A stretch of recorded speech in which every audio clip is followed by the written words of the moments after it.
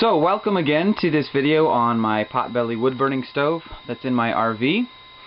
And the purpose of this video is actually just to give more information on the thought process that went into installing the stove, safety concerns and things like that, and just kind of answer a few objections that I've gotten along the way. I do want to say that, this video is for quote-unquote entertainment purposes only. I did a lot of research. I feel that I've done a good job of installing this stove safely.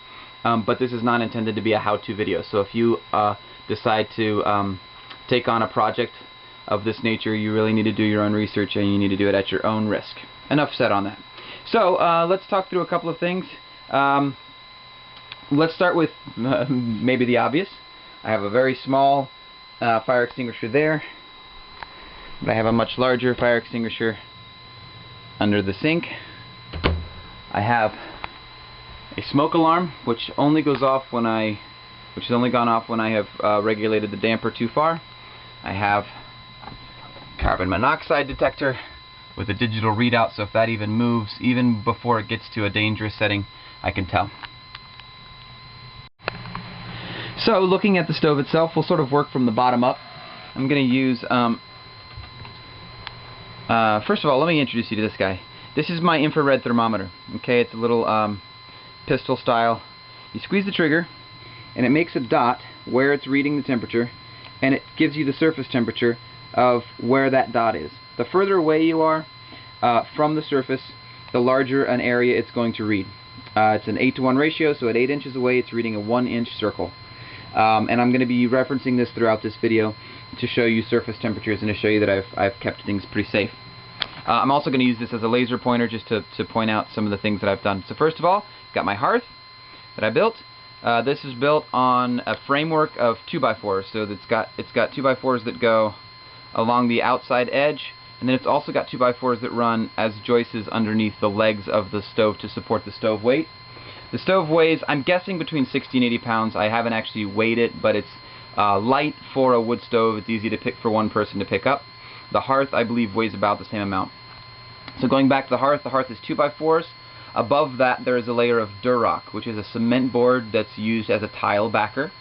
Then it's got a layer of, and the Durock is UL certified for use in fire protection, and it's got 1 and 2 hour burn ratings. I'm not going to try and explain what that means. It's nebulous to me, but I did research it, and it is the right material to use in this kind of a situation. It's very fireproof and heat resistant.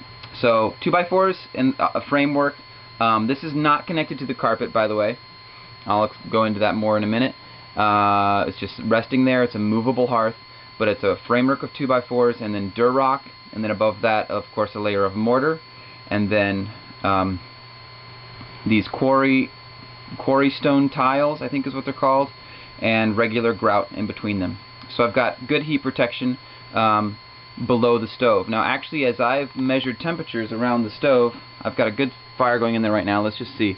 At the very right under the stove, you can see right now the temperature is only 98 degrees, which is no problem at all. I actually think the hearth was a bit of overkill because below my fire chamber in this stove, I've got the ash pan there, and the ash pan actually deflects a lot of the heat or absorbs a lot of the heat, so it's not radiating right down onto the hearth or onto the floor. So I actually think I could have gotten away with something a little less, but better safe than sorry.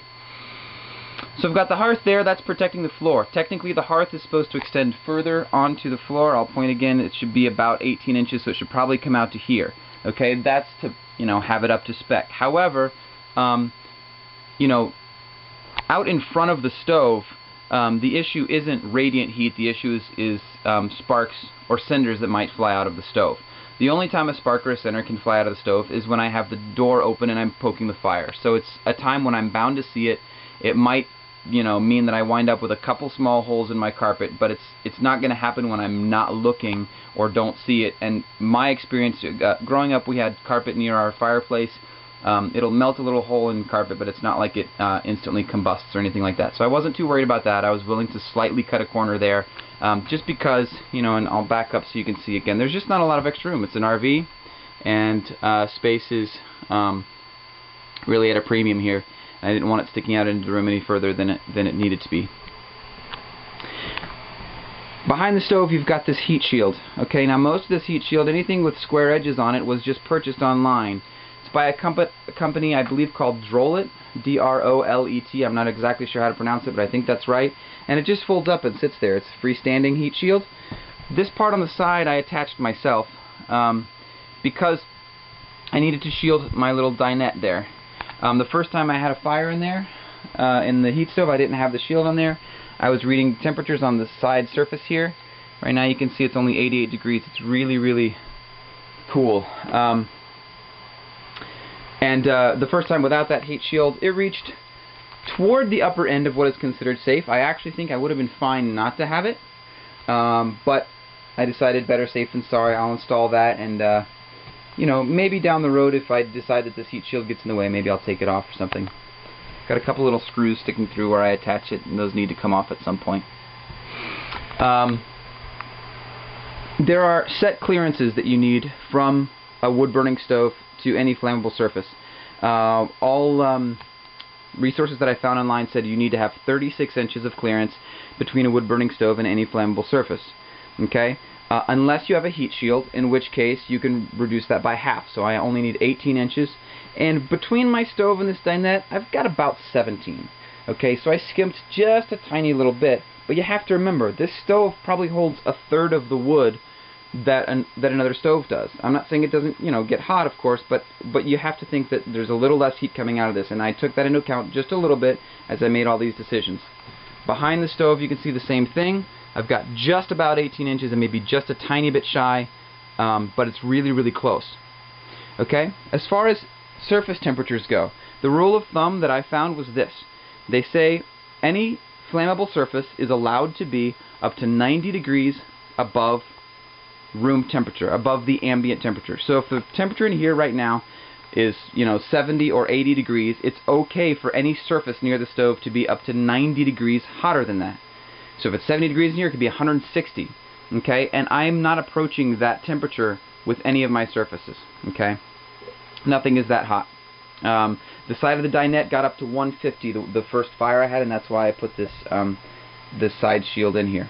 Okay, so that's a little bit of overkill. Things that I've learned and found out in doing this: wood combusts somewhere between, or enters combustion somewhere between 400 and 500 degrees. Okay, so we're not talking anywhere near where wood combusts. They're just saying, to be perfectly safe, 90 degrees above ambient temperature. Coming out of the wood-burning stove is regular 6-inch single-wall stovepipe. Comes straight up, makes a 90-degree left, and then it enters. Let me get my pointer again just so I can be really specific and clear. So this is all single-wall stovepipe, and this is where you enter Class A chimney. It's double wall, it's insulated. So this is allowed to have just 2 inches of clearance to anything flammable. So above, I don't know if this is going to show or not, but above the chimney pipe, you've got plenty of clearance there. As it exits through the side of the RV, it's going through this, I think they call it a wall dimple, or something like that. But there's actually 2 inches of clearance here of air. So the hole going through the side of the RV is 2 inches larger than this, than the diameter of the chimney. Okay. And there's an extra layer of metal at the wall of the RV. So you've got Class A chimney, then you've got 2 inches of air, and you've got a layer of metal, and then you've got the actual wall. So you've got a lot of protection there from heat. Okay?